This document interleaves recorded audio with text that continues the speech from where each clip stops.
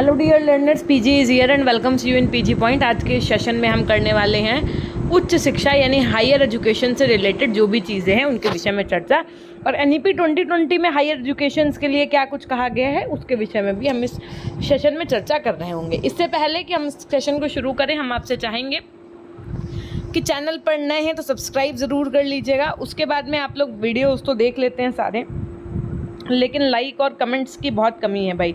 ऐसे ही चलता रहा तो हम भी बंद कर देंगे ये सारी क्लासेस थ्योरेटिकल, है ना, और उसके बाद में सिर्फ MCQs ही करवाएंगे, है ना। तो इसमें भी मेहनत लगती है। सो अगर आप चाहते हैं कि सीरीज़ कंटिन्यू रहे, चीज़ें अच्छे से रेगुलर हों, तो do share, like and comments, है ना। आप अपने कॉलेज के ग्रुप्स वगैरह में भी चीज़ों को शेयर करिए ताकि बच्चे जो हैं उन तक ये चीज़ें पहुँचे। इसके साथ में हम आपको बताना चाहेंगे कि अगर अभी तक आप हमारे इंस्टाग्राम आईडी से नहीं जुड़े हुए हैं तो हमारी इंस्टाग्राम आईडी जो है वो पीजी पॉइंट ऑफिशियल के नाम से है, आप उससे जुड़ सकते हैं। पीजी पॉइंट के नाम से हमारा ऐप है और टेलीग्राम चैनल है, आप वहाँ से जुड़ सकते हैं। जब भी आप ऐप इंस्टॉल करेंगे वहाँ पर आपसे रेफरल कोड मांगेगा तो आप पीजी पॉइंट डालिएगा। वहीं पर आपको पेपर 1, पेपर 2, पेपर 3 के केवल MCQs भी अवेलेबल हैं ई नोट्स के सेक्शन में। अगर आपको MCQs के साथ में नोट्स चाहिए तो वो आपको कोर्सेज के सेक्शन में मिल जाएगा। तो must get that PDFs because they seriously makes your paper easy when you solving. Then start the today's topic that is related to your higher education. तो सामान्य तौर पर देखो, अभी हम लोगों ने माध्यमिक शिक्षा, जब आपको इससे पहले क्लास में पढ़ाया तो हमने बताया कि माध्यमिक शिक्षा जो है वो प्राथमिक शिक्षा और उच्च शिक्षा के बीच में एक ब्रिज का काम करता है, पुल का एक काम करता है।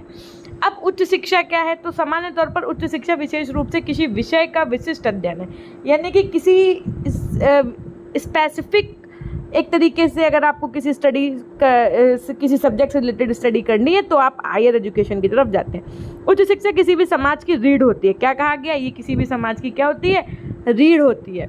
उच्च शिक्षा गुणवत्ता से ही किसी देश के मानव संसाधन की गुणवत्ता तय होती है। यानी कि अगर हायर एजुकेशन में क्वालिटी है ना, ऐसे ही नहीं कि कुछ भी सबको पास कर दो, ये सब चीज़ें नहीं होनी चाहिए। तो उस देश में क्या होती है? मानव संसाधन की गुणवत्ता तय होती है।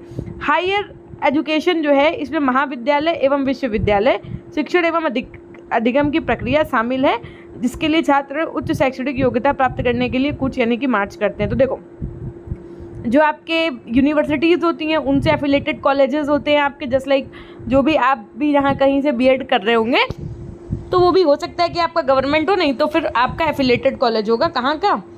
आपकी यूनिवर्सिटी से रिलेटेड होगा।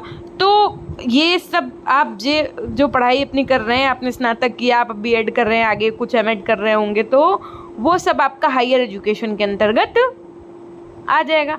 उच्च शिक्षा गहन ज्ञान एवं समझ प्रदान करती है ताकि छात्रों को ज्ञान के नए मोर्चे पर आगे बढ़ाया जा सके। उच्च शिक्षा आजीवन सीखने के अवसर भी प्रदान करती है, जिससे लोगों को सामाजिक आवश्यकताओं के आधार पर समय समय पर अपने ज्ञान और कौशल को उन्नत करने की अनुमति मिलती है। उच्च शिक्षा का अर्थ सामान्य रूप से सबको दी जाने वाली शिक्षा से है।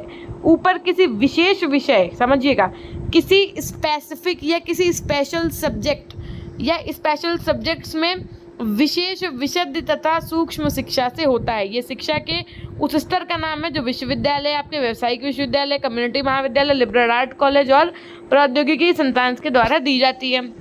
प्राथमिक एवं माध्यमिक के बाद ये शिक्षा का क्या है? तृतीय स्तर है। तो प्रथम स्तर आपका है प्राथमिक स्तर, द्वितीय है आपका माध्यमिक स्तर और तृतीय है आपका कौन सा है? तो उच्च शिक्षा का स्तर। प्रायः ऐच्छिक यानी कि नॉन कंपलसरी होता है ये। इसके अंतर्गत स्नातक और परास्नातक यानी कि ग्रेजुएशन और पोस्ट ग्रेजुएशन और आपकी बिजनेस से रिलेटेड जो आपकी एजुकेशन होती है, ट्रेनिंग्स, ये सारी चीज़ें आती हैं। जो आप ये BEd कर रहे हो, ये क्या है? ये टीचर ट्रेनिंग प्रोग्राम के अंतर्गत आता है आपका, है ना। तो ये भी आपका हायर स्टडीज़ में आता है। उच्च शिक्षा का उद्देश्य छात्र को व्यक्तित्व का बहुआयामी विकास सुनिश्चित करते हुए उसे लक्ष्य तक पहुंचाने हेतु काबिल बनाना एवं उसके अंतर्मन के मानवीय गुणों को विकसित करना है।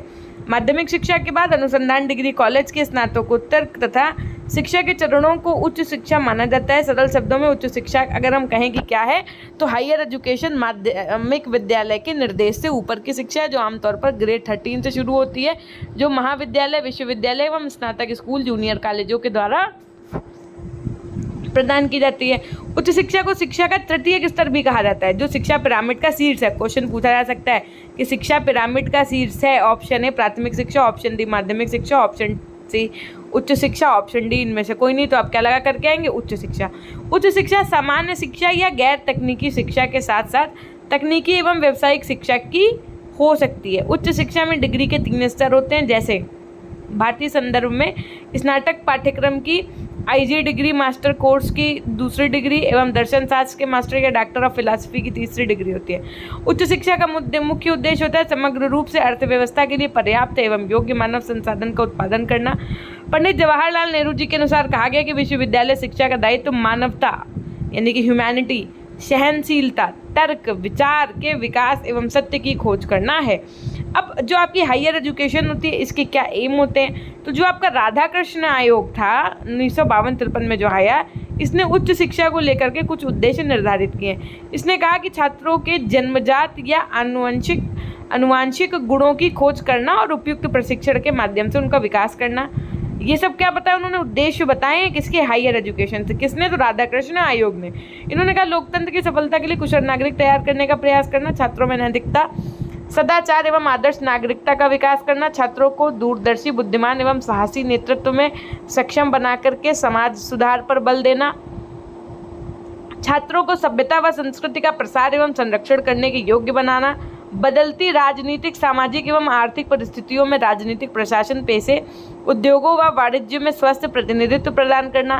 साथ में जो आपके विश्वविद्यालय हैं, जो यूनिवर्सिटी हैं, इनमें वस्तुओं के प्रति बौद्धिक दृष्टिकोण, समझ रहे, इंटेलिजेंस, और इनको मतलब इन एक तरीके से सोच में विकसित करना, बच्चों को, युवाओं को इनके ज्ञान के विकास को प्रोत्साहित करना, ये इनका काम होता है। छात्र में राष्ट्रीय अनुसंधान, अंतर्राष्ट्रीय जागरूकता, बौद्धिक विकास, न्याय, स्वतंत्रता, समानता एवं भाईचारे की भावना विकसित करना, छात्रों का आध्यात्मिक विकास एवं चारित्रिक निर्माण करना, शारीरिक दृष्टि से स्वस्थ एवं मानसिक दृष्टि से प्रबुद्ध व्यक्तियों का निर्माण करना। जो आपका कोठारी आयोग था, ये आपने राधाकृष्ण आयोग ने उच्च शिक्षा को लेकर के क्या कहा, ये पढ़ा।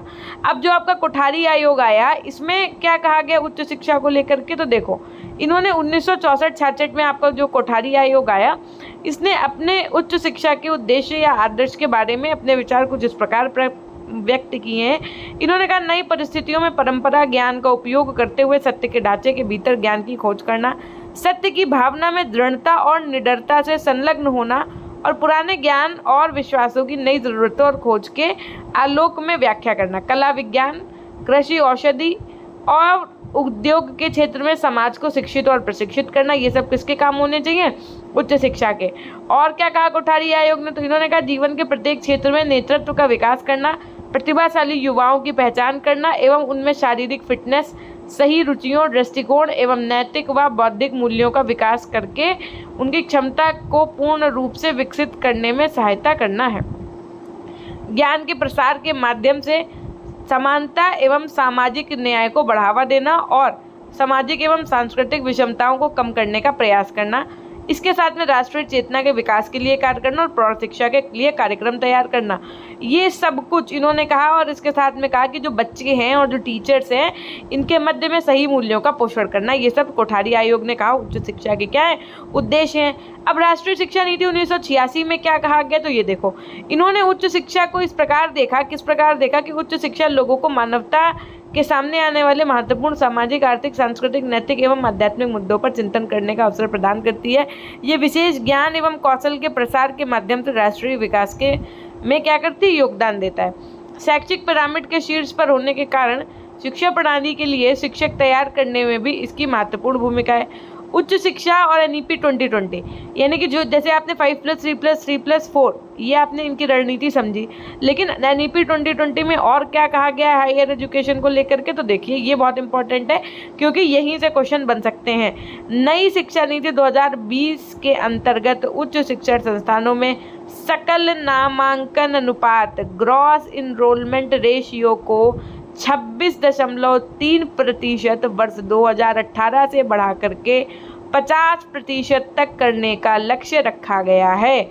इसके साथ ही देश के उच्च शिक्षण संस्थान में 3.5 करोड़ नई सीटों को जोड़ने की बात भी कही गई है। NEP 2020 के अंतर्गत स्नातक पाठ्यक्रम में मल्टीपल एंट्री एंड एग्जिट व्यवस्था को अपनाया गया है। इसका अर्थ ये होता है कि 3 या 4 वर्ष के स्नातक कार्यक्रम में छात्र कई स्तरों पर पाठ्यक्रम को छोड़ सकेंगे और उन्हें उसी के अनुरूप डिग्री या प्रमाण पत्र प्रदान किया जाएगा। अर्थात जैसे मान लो किसी बच्चे ने स्नातक में अपना ग्रेजुएशन में एडमिशन लिया, उसने 1 वर्ष के बाद में छोड़ दिया, तो उसको 1 वर्ष पूरा होते ही प्रमाण पत्र मिल जाएगा। अगर मान लो किसी ने 2 साल के बाद में अपना ग्रेजुएशन छोड़ दिया तो उसको एडवांस डिप्लोमा 2 साल में मिल जाएगा। 3 साल के बाद अगर उसने छोड़ा तो उसको स्नातक की डिग्री मिल जाएगी। 4 वर्ष के बाद तो शोध के साथ स्नातक पूरा हो जाएगा। विभिन्न उच्च शिक्षण संस्थानों से प्राप्त अंकों या क्रेडिट को डिजिटल रूप में सुरक्षित रखने के लिए एक एकेडमिक बैंक ऑफ क्रेडिट दिया जाएगा, ताकि अलग अलग संस्थानों में छात्रों के प्रदर्शन के आधार उन्हें डिग्री प्रदान की जा सके। नई शिक्षा नीति 2020 के अंतर्गत एमफिल कार्यक्रम को समाप्त करने की घोषणा भी कर दी गई है। नई शिक्षा नीति 2020 में देश भर के उच्च शिक्षा संस्थानों के लिए एक एकल नियामक की परिकल्पना की गई है और इस नियामक का नाम भारतीय उच्च शिक्षा परिषद higher education commission of India HECI, question का फुल फॉर्म पूछा जा सकता है, higher education commission of India होगा, जिससे विभिन्न भूमिकाओं को पूरा करने के लिए कई कार्यक्षेत्र होंगे। और भारतीय उच्च शिक्षा आयोग चिकित्सा एवं कानूनी शिक्षा को छोड़कर, कौन भैया, भारतीय जो उच्च शिक्षा आयोग है जो बन रहा है, ये क्या करेगा, चिकित्सा और कानूनी शिक्षा को छोड़कर पूरे उच्च शिक्षा के क्षेत्र में एक एकल निकाय यानी कि सिंगल अम्ब्रेला बॉडी के रूप में कार्य करेगा। भारतीय उच्च शिक्षा परिषद के कार्यों के प्रभावी निष्पादन क्या है, निकाय क्या है, तो ये 4 हैं आपके। पहला तो है आपका राष्ट्रीय उच्चतर शिक्षा नियामकीय परिषद, जिसे आप national higher education regulatory council NHERC, full form क्या है NHERC का, तो national higher education regulatory council. ये शिक्षक शिक्षा सहित उच्च शिक्षा क्षेत्र के लिए नियामक का कार्य करेगा। सामान्य शिक्षा परिषद, जिसे आप जनरल एजुकेशन काउंसिल GEC, ये आपका उच्च शिक्षा कार्यक्रमों के लिए अपेक्षित सीखने के परिणामों का ढांचा तैयार करेगा, या आप यूं कहो कि उनके लिए मानक निर्धारण का कार्य करेगा। राष्ट्रीय प्रत्यायन परिषद यानी कि नेशनल एक्रीडिटेशन काउंसिल NAC, ये संस्थानों के प्रत्यायन का कार्य करेगा, जो मुख्य रूप से बुनियादी मानदंडों, सार्वजनिक स्वप्रकटीकरण, सुशासन एवं परिणामों पर आधारित होगा। उच्चतर शिक्षा अनुदान आयोग higher education grants council HEGC, ये निकाय कॉलेजों और विश्वविद्यालयों के लिए वित्त पोषण का कार्य करेंगे। तो वर्तमान में उच्च शिक्षा जो निकाय हैं, इनका विनियमन विश्वविद्यालय अनुदान आयोग UGC जो है आपका, अखिल भारतीय तकनीकी शिक्षा परिषद ICTE और आपका राष्ट्रीय अध्यापक शिक्षा परिषद NCTE, इन जैसे निकायों के माध्यम से किया जाता है। देश की IIT और IIM के समकक्ष वैश्विक मानकों के बहुविषयक शिक्षा एवं अनुसंधान विश्वविद्यालय, जो आपका multi disciplinary education and research university MERU, इन सब की स्थापना की जाएगी। और इनकी आवश्यकता और महत्व क्या है ये भी समझिए। तो पहली बात तो जो आवश्यकता और महत्व वो सीधी सी बात है, व्यक्तियों में व्यापक दृष्टिकोण का विकास हो। व्यापक दृष्टिकोण का मतलब है कि एक अलग हटके, जिसमें लोगों के बीच में मानवता हो, समानता हो, सांस्कृतिक चीज़ें हो, धार्मिकता हो, सहिष्णुता हो, है ना, और साथ में विषयों का ज्ञान हो। विशेषज्ञों का निर्माण यानी कि उच्च शिक्षा के द्वारा विभिन्न क्षेत्र जैसे आपका धर्म, दर्शन, अभियांत्रिकी, अध्यापन, ज्ञान विज्ञान, चिकित्सा, विधि, संगठन, प्रशासन, इनके लिए विशेषज्ञ जैसे पंडित हो गए आपके, दार्शनिक, इंजीनियर, अध्यापक, वैज्ञानिक, डॉक्टर, वकील, टेक्नीशियन, प्रशासक और संगठनकर्ता तैयार किए जाते हैं। ये मानव संसाधन उच्चतम श्रेणी के होते हैं। उच्च ज्ञान की प्राप्ति एवं नवीन ज्ञान की खोज होने के लिए उच्च शिक्षा एक अच्छे स्तर पर होनी चाहिए और राष्ट्र का बहुमुखी विकास हो। बहुमुखी विकास का मतलब होता है हर एक क्षेत्र में विकास हो। ये नहीं कि सिर्फ अच्छी एजुकेशन है, अच्छी एजुकेशन के साथ में नागरिकता के गुण होने चाहिए, उसके साथ साथ जो और भी देश के सभी पक्ष हैं उनमें भी विकास होना चाहिए, चाहे वो तकनीकी से संबंधित हो, चाहे वो वैज्ञानिकता से संबंधित हो। कार्यकुशलता एवं नेतृत्व शक्ति का विकसित होना। उच्च शिक्षा के द्वारा व्यक्ति को उसकी रुचि, योग्यता, रुझान एवं क्षमता के अनुसार किसी कार्य को करने के योग्य बनाया जाता है।